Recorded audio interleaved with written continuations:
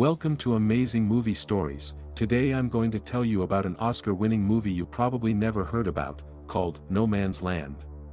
Movie begins with a Bosnian Army Relief Squad unit headed to the front line. They hear gunshots not far away, they know they're close, but the fog is so strong they can't see even a few feet ahead.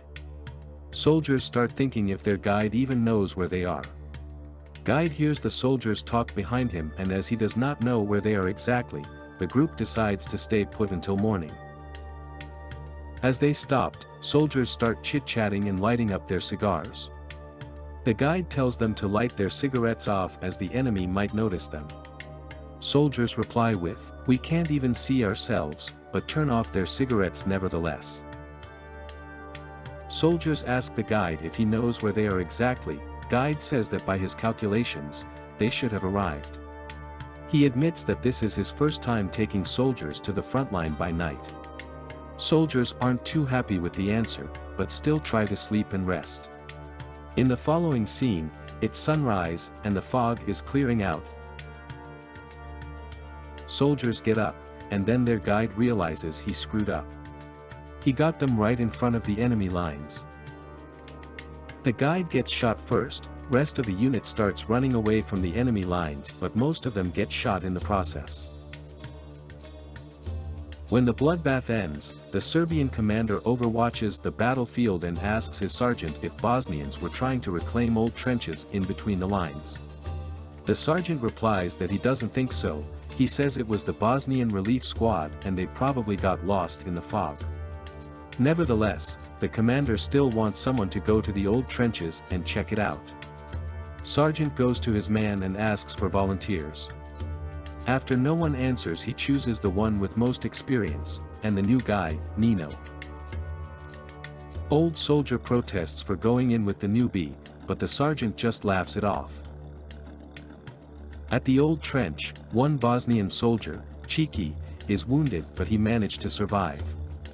He stops to smoke a cigar before inspecting the trench, as he realizes, it might be his last one. He hears Serbian soldiers coming because newbie Nino made a loud noise. He quickly hides in a bunker. Luckily, the enemy doesn't inspect the bunker. After they pass through, he quickly comes out to grab his gun and gets back to hiding. Nino and his colleague come back carrying a Bosnian soldier's body. An old soldier tells Nino that he wants to have some fun, and place the bouncing mine underneath his body. So when the body is recovered, they kill even more Bosnians. The old soldier tells Nino to rest up, because he wants him to booby-trap some more bodies later, and that they will go back when the night falls. Nino notices that a gun that was there earlier is missing. As he said that, Chiki comes out of the bunker and shoots them both. Kills the old soldier, but only wounds Nino. After that, Chiki keeps inspecting the trench and sees there is no way out. As he realizes he's stuck in a no man's land. Hence the movie's name. He makes Nino take off his uniform and wave the white flag on top of the trench. Nino asks him what they'll do now. Chiki replies that he will listen to his commands because he has a gun and Nino doesn't. Chiki wanted someone to come and help him, but both sides are confused with whose soldier was waving the white flag, so the Serbian commander orders an artillery strike. While the barrage is lasting, in a bunker, Chiki and Nino start discussing over whose artillery's firing at them. That discussion goes into the fight over who started the war, who killed innocent people, and who burned the calm villages.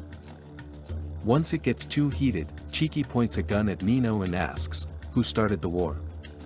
Nino says, "We did." After the barrage stops, Chiki and Nino go outside, and notice the booby-trapped soldier Sarah is alive. Chiki orders Nino to defuse the bomb, but Nino says he doesn't know how to do that.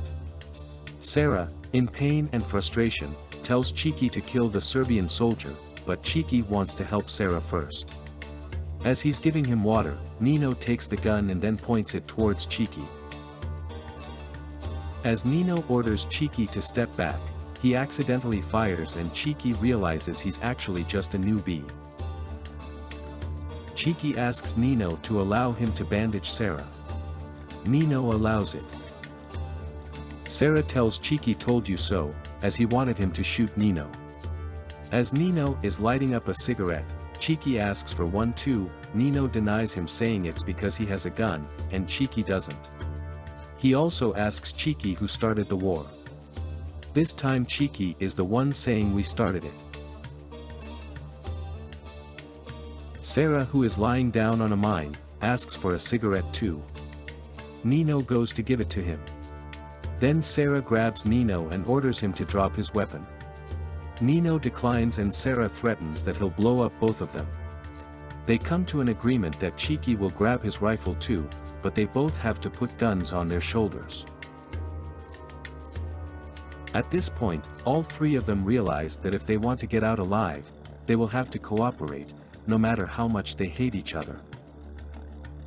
Meanwhile, Bosnian soldier watching the line is telling his colleague about shit happening in Rwanda. Then they notice Nino and Cheeky, both jumping above the trench, saying don't shoot and help us. Both Bosnian and Serbian commanders can't believe what they're seeing, and order their subordinates to call UN forces. French UN squad gets told about the situation, but that they need to stay put until upper UN command approves the operation. French Sergeant Michel is frustrated because he feels like they're doing nothing there while locals are at war, and then he decides to move anyways. Cheeky and Nino are looking above the trench, hoping both sides figured out what they want and the help is coming. Cheeky tells Nino he's sorry for hitting him, and for being rude. Nino accepts the apology. After talking for a bit, they realize that Nino knows Cheeky's ex-girlfriend because he went to school together with her. Cheeky asks where is she now. Nino tells him she left the country as a refugee. Both of them realize that smart people are leaving the war, while they are here, stuck with each other. At the UN headquarters, the mission needs to be approved, but a lazy bureaucratic UN commander just wants to go back to playing chess. Our trapped soldiers finally see help coming. Cheeky tells Sarah not to worry, the Smurfs are here. That's what everyone called the UN personnel, because of their blue helmets, and cartoonish role in that war. French Sergeant Michel goes out to see what's happening. He immediately goes to ask for mine experts when he sees what mine is in question. But after talking to his supervisor, and explaining to him that there is ceasefire and that they need to help these people, he gets an order to pull out, because there is no approval from the upper command. Michel is furious about these orders but has to obey. He leaves the armored vehicle to tell the trapped man he has to leave but offers to take Cheeky and Nino with them. Cheeky is furious about hearing this, but Nino wants to leave. Cheeky takes the rifle and orders Nino not to leave, because Serbs will send artillery strike on them if Nino leaves. Nino refuses to stay, so Cheeky shoots him. UN soldiers get in their vehicle and call 3 soldiers outside maniacs. On their way back, the French UN squad stumbles upon an English news reporter, Jane, that has been listening in to their radio frequency. She asks Michel to explain why is UN pulling back and not helping people because that's what UN is there for. Michel knows she's right, and he asks her to help him. He gets her on a line with his captain and Jane pressures the captain for answers. She gives him 30 minutes, otherwise she will report to millions of viewers about this occasion and that UN is doing nothing in Bosnia.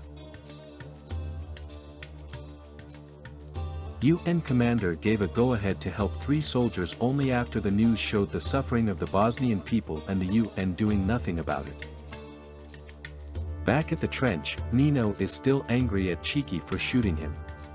He sees a knife laying on ground and slowly moves to grab it. Sarah is exhausted from lying down on mine all day. He asks Cheeky to pull the picture of his wife from his pocket. Just as Cheeky is showing the picture to him and telling him that he is going to see his wife again, Nino attacks and stabs Cheeky with the knife.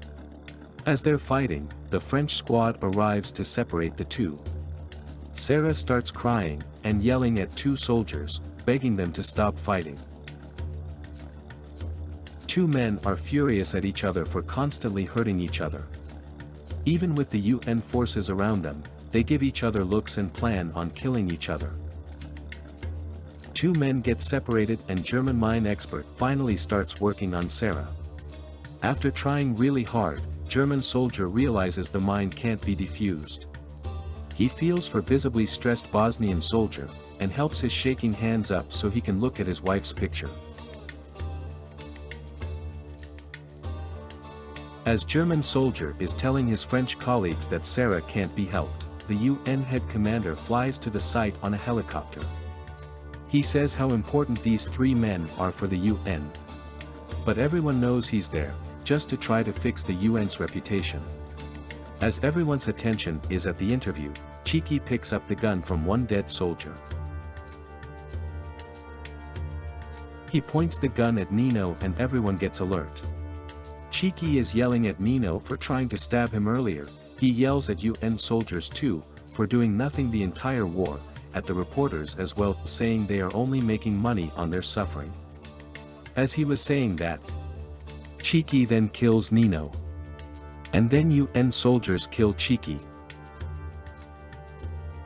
After the shooting, UN orders the press to leave the premises as it's unsafe for them to be there. UN commanders stand above the trench, look at Sarah still lying on the mine. Top commander says that he's pleased with how his man did the job. After that, he tells his secretary to notify both Bosnians and Serbs, that the other side will try to conquer the old trench that night. At the end of a movie, cameraman asks Jane if she's sure she don't want him to film the trench. She replies with, "No need, a trench is a trench. They are all the same. If they filmed it, they'd see Sarah still there on the mine. Lying, awaiting his destiny."